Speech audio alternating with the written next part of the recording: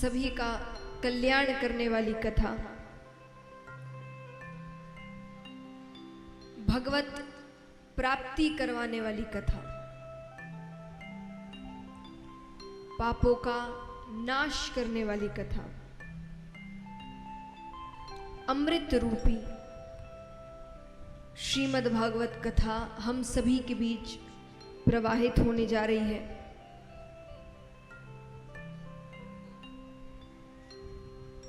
क्योंकि आपने ये कथा कई बार सुनी होगी। कितने हैं यहाँ जो पहले भी ये कथा सुन चुके हैं? हाथ उठाना। आपने कई बार ये कथा सुनी होगी, ज्ञानी जनों के मुख से सुनी होगी।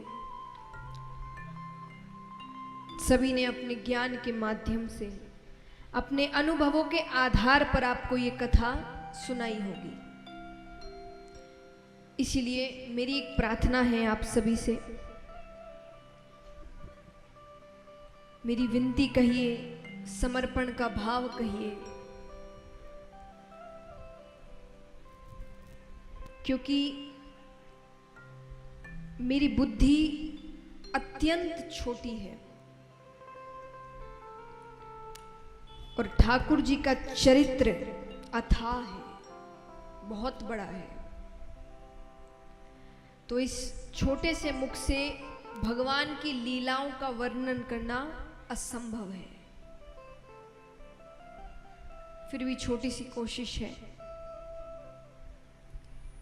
क्योंकि संतों से, महात्माओं से एक बात सुनी है कि अगर भला का संग हो तो सब काम भले ही भले होते हैं। कि अगर आपकी संगत अच्छी है तो आपके सारे काम अच्छे होंगे। इसीलिए माता पिता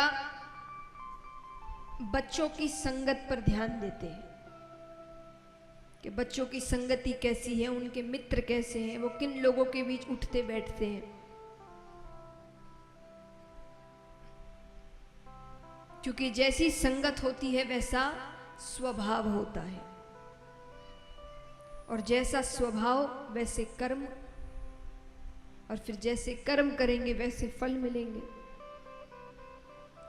तो हर चीज घूम फिर कर आपकी संगति पर आती है।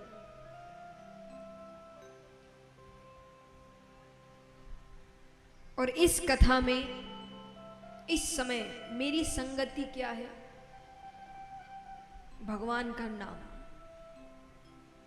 ये 7 दिनों में मेरे साथ मैं आपके बीच क्या कहने आई हूं? भगवान की कथा। तो देखा जाए तो भगवान की ही संगति है। तो अगर उनका साथ हुआ तो इस कथा में भाव आ सकता है, वाणी में भाव आ सकता है। वरना मेरे पास तो पोल ही पोल है महाराज, गुण तो कुछ है नहीं।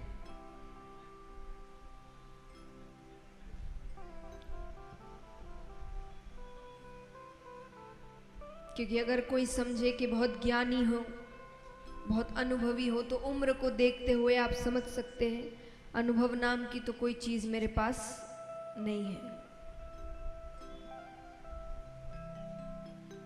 कोई कहे भाई वाणी मधुर होगी, साफ साफ पहले ही दिन स्वीकार करती हूं, वाणी में कोई माधुर्य भाव नहीं है। अब आप कहे भाई चलो भक्ति तो होगी, तो वो भी मुझे तो दूर दूर तक नहीं दिखती। लेकिन इस विश्वास के साथ कि भगवान साथ हैं, कथा आरंभ करते हैं। तो इसीलिए इस बीच 7 दिनों में मुझसे कोई गलती हो जाए तो घर का बालक समझकर क्षमा कर दीजिएगा। क्योंकि बच्चे, घर के बच्चे कैसी भी भाषा करे, छोटे बच्चे होते हैं ना, तोतली भाषा बोलते हैं, टूटी फूटी वाणी बोलते हैं, पर माँ बाप को अच्छे लगते हैं। कि जो बालक कह तोतरी बाता, सुनहि मुदित मन पितु अरु माता। आप भी वही करिएगा।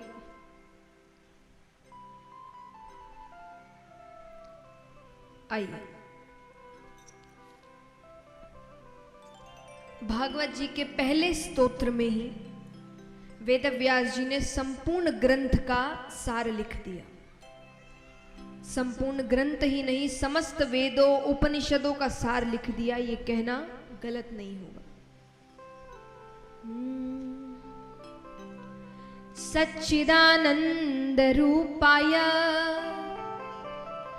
विश्वोत्पत्त्यादि हेतवे तापत्रय विनाशाय श्री कृष्णाय वयं नुमः। श्री कृष्णाय वयं नुमः। शास्त्रों में भगवान के 3 स्वरूप बताए गए हैं। आज थोड़ी ज्ञान की बातें ज्यादा है, तो थोड़ा ध्यान से सुनिएगा। कल से भगवान की लीलाएं, उत्सव इत्यादि शुरू होंगे। आज आपको भागवत जी का महत्तम सुनाया जा रहा है, यानी महत्व, सार क्या है। हर बात, हर कथा, हर लीला कर आपको क्या सिखा रही है, ये समझाया जाता है। तो शास्त्रों में भगवान के 3 स्वरूप बताए गए हैं। सत, चित और आनंद मिलाकर हुए सच्चिदानंद। इसीलिए भगवान को कहा जाता है सच्चिदानंद रूपाय। भगवान का रूप है ये, सत, चित और आनंद। सत माने, सत किसे कहते हैं बताइए? स्कूल में आते थे ना 2-2 नंबर के, परिभाषा बताओ। तो परिभाषा बताइए। सत का मतलब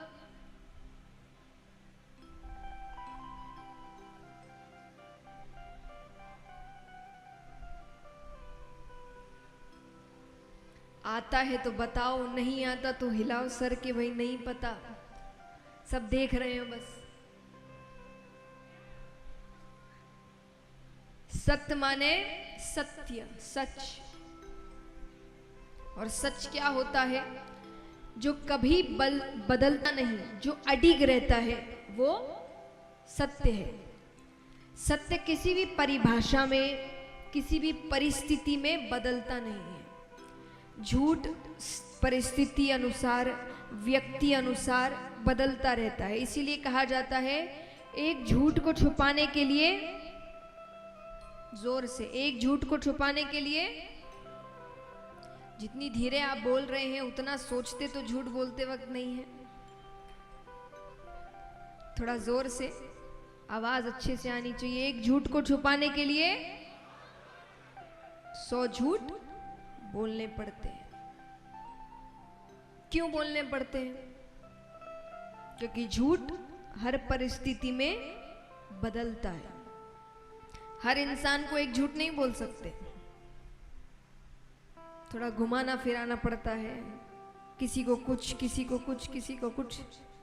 लेकिन सच सबके लिए वो बदलता नहीं। कोई भी परिस्थिति हो, कोई भी व्यक्ति हो, वो एक ही है। तो इस पूरे ब्रह्मांड में सच क्या है? यानी जो कभी बदले ना, वो क्या है? कौन है? परमात्मा, जो कभी नहीं बदलता।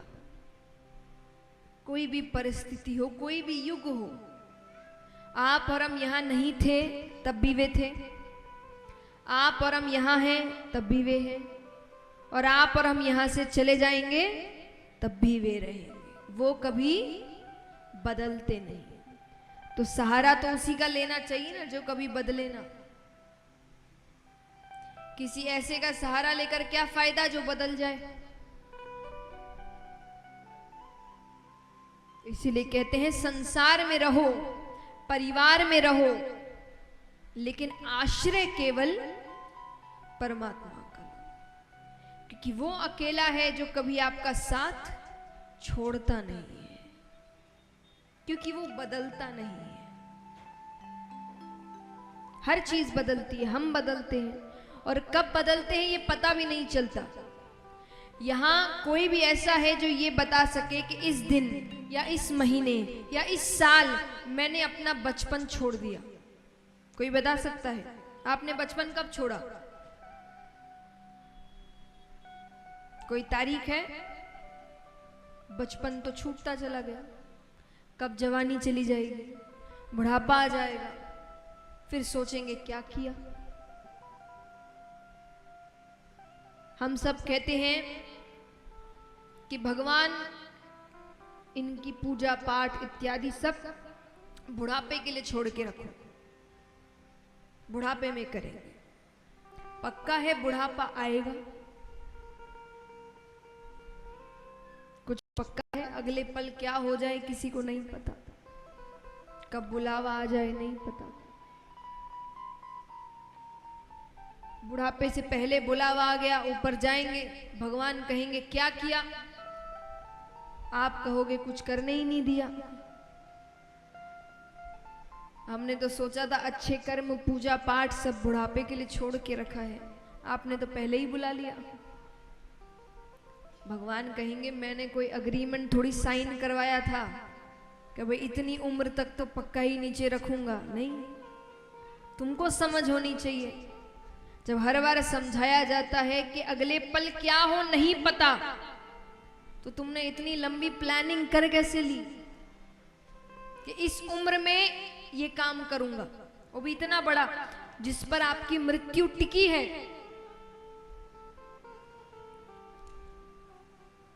आज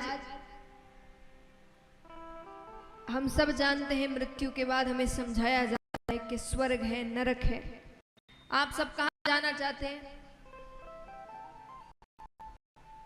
कौन कौन स्वर्ग जाना चाहता है? हाथ उठाना।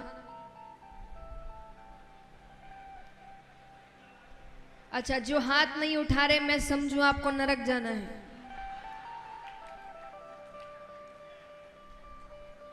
फिर से पूछ, कौन कौन स्वर्ग जाना चाहता है? हाथ उठाना। उसके लिए मरना तो पड़ेगा, है ना? तो स्वर्ग जाना है तो उसके लिए अच्छे कर्म करने पड़ेंगे। ये जितने भी काम करना है ये सब कहां के लिए है?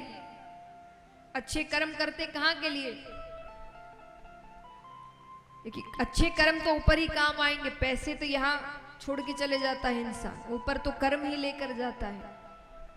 तो वही छोड़ दोगे ये सोच करके भविष्य में करेंगे, वो भविष्य आए ना आए। तो भगवान कहते जीवन की इतनी महत्वपूर्ण चीज तुमने भविष्य के लिए छोड़ दी, जिसका तुम्हें अता पता नहीं है कि भविष्य में क्या होगा क्या नहीं होगा। किसी को थोड़ी पता है भविष्य में क्या होगा, कुछ नहीं पता। तो भगवान कहेंगे जिसके बारे में पता नहीं उसके ऊपर इतना बड़ा काम छोड़ दिया। इसीलिए अच्छे कर्म उम्र पर मत छोड़िए। अच्छे कर्म जब समय मिलता है तब करिए। तो सहारा केवल सत्य का, और सत्य यानी भगवान का लेना। आनंद, आनंद क्या है? हम बाहर आनंद खोजने की कोशिश करते हैं, यहां चले जाएंगे तो आनंद आ जाएगा, वहां चले जाएंगे तो आनंद आ जाएगा, ये देख लेंगे तो आनंद आ जाएगा, ऐसा कर लेंगे तो आनंद आ जाएगा। पर वो आनंद केवल कुछ समय के होते हैं। ऐसा क्यों है कि हम संसार के चकाचौंध में रह रहे हैं? गांव हो, शहर हो, सब कुछ जीवन का सारा आनंद उठा रहे हैं, उसके बाद भी हम खुश नहीं हैं। हर कुछ समय में हमें खुशी का एक कारण चाहिए। बड़ी जल्दी बोर हो जाते हैं। और ऐसा क्यों है कि जंगलों में, पहाड़ों में तप करने वाले ऋषिगण बिना सांसारिक चीजों के भी खुश हैं। मैं नहीं कह रही आपसे कि आप भी वन में जाकर तपस्या करिए, पर कहने का अर्थ है इतना कुछ होने के बाद भी हम खुश नहीं हैं, और वहां उनके पास कुछ नहीं है फिर भी वो खुश है। क्यों? क्योंकि उन्होंने अपने अंदर के आनंद को पहचान लिया। आपके अंदर सब आनंद है। आनंद माने जिसने भगवान को समझ लिया उसने परम आनंद को समझ लिया। अब उसको खुश रहने के लिए किसी की जरूरत नहीं है, वो अकेला ही खुश है, क्योंकि असल में वो अकेला अब है ही नहीं। वो हर वक्त उस परम आनंद को महसूस करता है।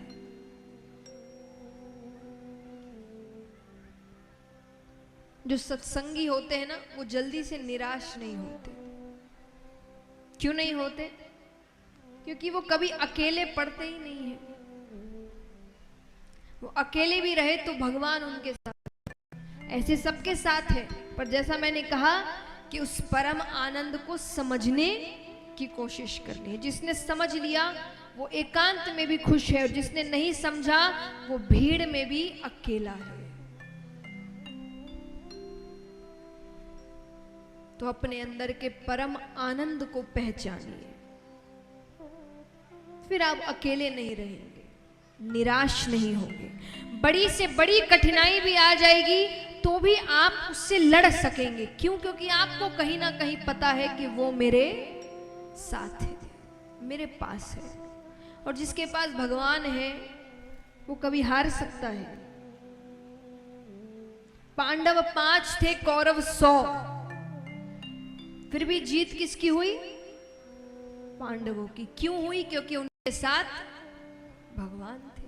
वरना ये मुमकिन है आज के जमाने में कि एक तरफ 100 लोग खड़े हो लड़ने के लिए, एक तरफ 5, और 100 की 100 मारे जाए, सब मर गए, 5 में से एक भी कम नहीं हुआ, एक भी।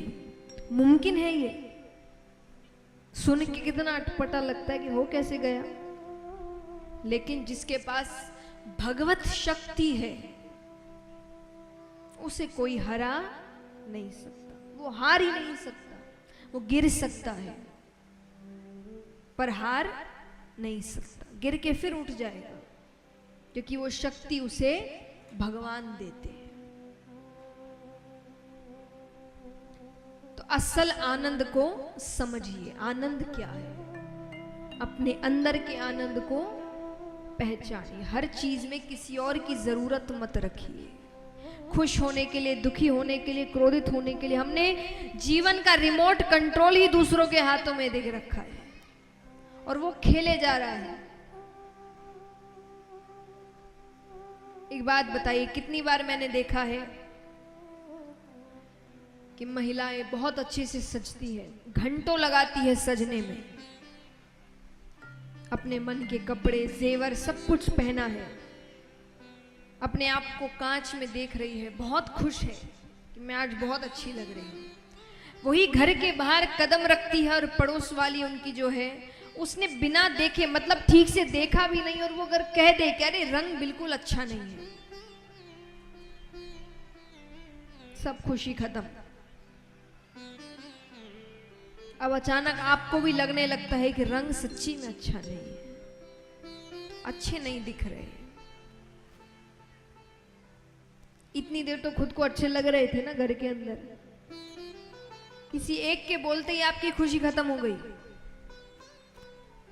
तो ऐसा क्यों है कि कोई बुराई कर दे तो हम दुखी हो गए, कोई तारीफ कर दे तो हम खुश हो गए, कोई कुछ कह दे तो हम गुस्सा हो गए। यानी खुद पर कोई कंट्रोल ही नहीं है, खुद पर रत्ती भर का कंट्रोल नहीं है। कोई कुछ भी कह देगा हम वैसे नाचने लगेंगे, यानी पूरा कंट्रोल उसके हाथ में देख कर रखे हो, वो जो चाहे वो बटन दबा देता है। ये अच्छी बात है? अच्छी बात है? किसी को इतनी शक्ति मत दीजिए कि वो आपकी मानसिक स्थिति को हानि पहुंचा सके। इस शरीर को भगवान ने बनाया है, इस बुद्धि को भगवान ने बनाया है, इतनी शक्ति आपको दी है कि आप खुद सोच सके, समझ सके, अपने कर्म कर सके।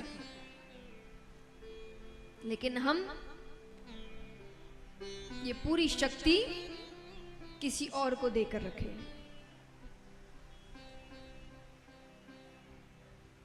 लेकिन ये कब तक होगा? जब तक हम खुद को अकेला महसूस करेंगे। जब अकेले नहीं है, खुद में खुश है, तो फिर किसी को इतनी शक्ति नहीं देंगे कि वो हमको दुखी कर सके।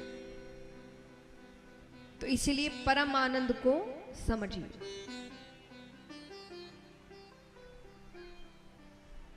तापत्रय विनाशाय श्री कृष्णाय वयम नुमः। 3 तरह के ताप होते हैं, दैहिक, दैविक और एवं भौतिक। इन तीनों तरह के तापों से भगवान हमें मुक्त करते हैं। मुक्त कैसे करें? भगवान को कैसे अपनी ओर आकर्षित करें? कहते हैं भगवान सर्वशक्तिमान है, लेकिन उनकी भी एक कमजोरी है। कैसी कमजोरी? भगवान भक्त को रोते हुए नहीं देख सकते।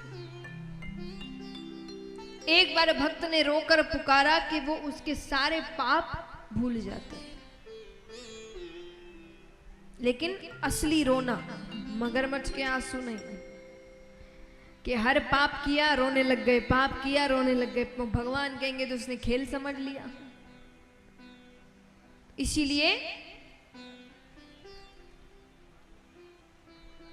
असली आंसू जब आप सच में अपनी गलती मानते हैं और उस गलती को दोहराते नहीं, तो भगवान कहते हैं एक बार मेरे सामने आ जाए, रोकर मुझे पुकार ले, मैं उसी वक्त उसके जन्मों जन्मों के पाप वहीं नष्ट कर देता। इस प्रकार भगवान हमें इन 3 तरह के तापों से मुक्त करते हैं। आइए अब चलते हैं शुकदेव जी की कथा की ओर। देखिए, श्रीमद् भागवत में कोई भी एक कथा नहीं चलती, कई कहानियां हैं, कई कथाएं हैं।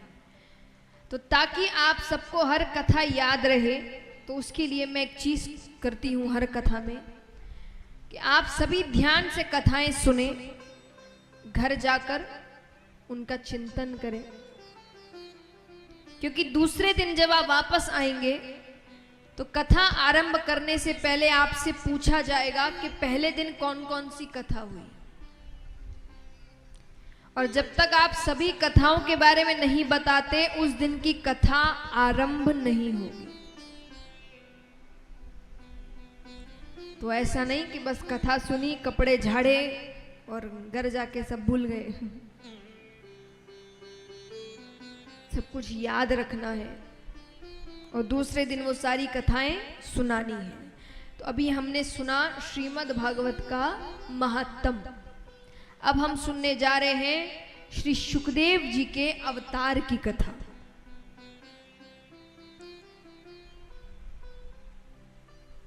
एक बार ब्रह्मा जी ने एक सभा का आयोजन किया। उसमें देवी देवता, यक्ष, गंधर्व, किन्नर, ऋषिगण सभी को बुलाया गया। उस सभा में प्रश्न उठा कि इस 3 लोक 14 भुवन में सबसे महत्वपूर्ण वस्तु क्या है, सबसे कीमती वस्तु क्या है। सबने अपना अपना मत दिया। कोई कहे कि हीरा, कोई कहे सोना, कोई कहे चांदी। वहां ऋषिगण बैठे थे, उन्होंने कहा ये सारी वस्तुएं तो बहुतों के पास मिलेगी, सोने की वस्तु तो यहाँ कईयों के पास होगी, है कि नहीं? कितनों के पास है? हाथ उठाना।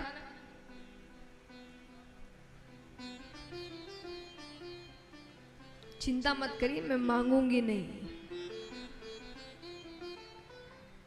और मात्रा भी नहीं पूछूंगी। कितनों के पास है? हाथ उठाना। छोटी वस्तु भी कोई हो, सोने की कोई वस्तु है? है ना, बहुतों के पास। तो वही ऋषिगणों ने कहा कि ये तो बहुतों के पास मिलेगी, और जो बहुतों के पास वो सबसे महत्वपूर्ण कैसे हुई? तो बोले फिर आप ही बताइए सबसे महत्वपूर्ण क्या है? बोले सबसे महत्वपूर्ण अगर कुछ है तो वो है प्रेम, निस्वार्थ प्रेम। हम सब भी प्रेम करते हैं, लेकिन वो स्वार्थ का होता है, बदले में कुछ ना कुछ चाहिए। वो प्रेम नहीं, निस्वार्थ, जिसको बदले में कुछ नहीं चाहिए, बिना कोई स्वार्थ के प्रेम करे। तो बोले वो कहां मिलेगा? कुछ लोगों ने कहा हो ना हो ब्रह्मा ब्रह्माणी के पास तो होगा। बोले ब्रह्मा जी तो रचना के कार्य में इतने व्यस्त रहते हैं, ब्रह्माणी के लिए उनके पास समय ही नहीं है, प्रेम इतना कहां से हो? अब वहां नारद जी भी बैठे थे। नारद जी ने कहा हो ना हो मेरे प्रभु विष्णु भगवान और लक्ष्मी माता के पास तो जरूर है। ऋषिगणों ने कहा वहां भी उतना प्रेम नहीं है, क्योंकि अगर प्रेम की पराकाष्ठा होती तो भगवान भक्तों के पीछे नहीं दौड़ते। मध्य रात्रि में किसी भक्त ने बुलाया, लक्ष्मी जी को छोड़कर चले गए। इतना प्रेम होता साथ लेकर जाते। वहां भी वो प्रेम नहीं है। तो बोले आप ही बताइए फिर किसके पास है? ऋषिगणों ने कहा अगर प्रेम की पराकाष्ठा कहीं पर है तो वो है महादेव जी और पार्वती माता के पास। एक तो पहली चीज आधे अंग पर विराजते हैं, और महादेव जी ज्यादा से ज्यादा समय कैलाश पर्वत पर ही रहते हैं, वो कहीं नहीं जाते। नारद जी ना ऐसी कोई बात नहीं है। नारद जी कहते हैं प्रेम मेरे भगवान के पास भी बहुत है, पर सबको यही बात सही लगी। तो नारद जी कहते हैं अच्छा ठीक है, अगर ऐसी बात है तो मैं अगर उन दोनों के बीच झगड़ा करवा दूं तो? अब आप सोचेंगे पति पत्नी के बीच तो झगड़ा होता ही है, कौन सी बड़ी बात है? नहीं, आपस में झगड़ा करना अलग होता है और किसी तीसरे की वजह से झगड़ा करना अलग होता है। कोई तीसरा अगर आपके बीच आकर झगड़ा करवा दे तो मतलब प्रेम में कहीं ना कहीं कमी है। तो नारद जी ने कहा मैं झगड़ा करवा दूं तो? बोले तब की तब देखी जाएगी। अब नारद जी जाते हैं, रोजाना जाए पर दोनों साथ में ही बैठते थे, वापस आ जाए। एक दिन सौभाग्य से महादेव जी कहीं गए हुए थे। नारद जी जाते हैं, माता को प्रणाम करते हैं। माता ने कहा कैसे आना हुआ? अरे बोले वो बाबा से जरूरी काम था। माता ने कहा वो अभी अभी बाहर गए हैं, कोई बहुत जरूरी काम है तो मुझे कह दो, उनके आते ही मैं उनसे कह दूंगी। नारद जी कहते नहीं, थोड़ी व्यक्तिगत बात थी। व्यक्तिगत माने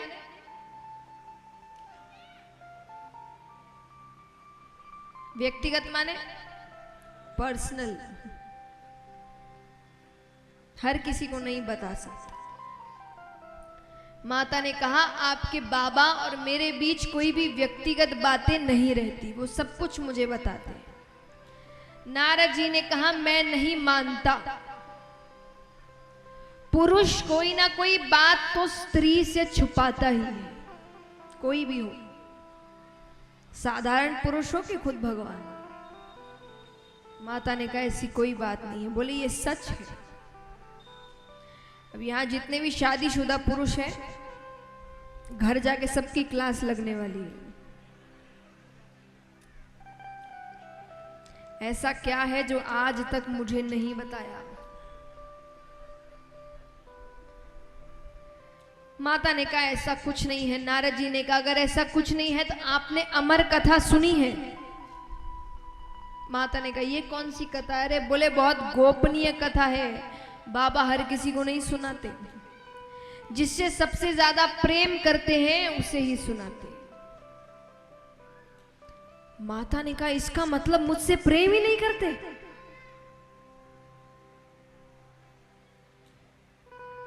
नारद जी कहते वो मैं क्या जानूं, अच्छा मैं चलता हूं, बाबा से मत कहना कि मैं आया था।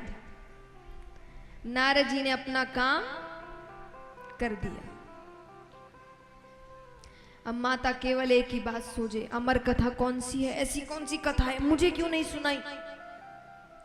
अब बाबा घर पहुंचे, रोज की तरह कोई आव भगत नहीं, कोई स्वागत नहीं, कोई दरवाजे पर लेने नहीं आया। आकर बैठ गए। माता कोई बात नहीं कर रही, वरना रोज तो एकदम क्या हुआ, कहाँ गए थे, क्या बात हुई, किससे बात करी।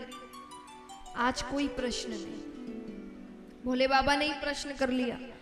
भोले बाबा कहते अरे देवी गणेश कार्तिक कहाँ है। माता कहती गए होंगे कहीं, दिन भर अपने पास बैठा के रखो। देखिए मैं कई बार पुरुषों को कहते हुए सुनती हूं कि महिलाएं कभी बताती नहीं कि वो नाराज है, तो हमें कैसे पता चले कि वो नाराज है। ऐसे जब वो आपके प्रश्नों के उल्टे जवाब दे, मतलब वो नाराज है। आपसे कोई गलती हुई है आप देख लो।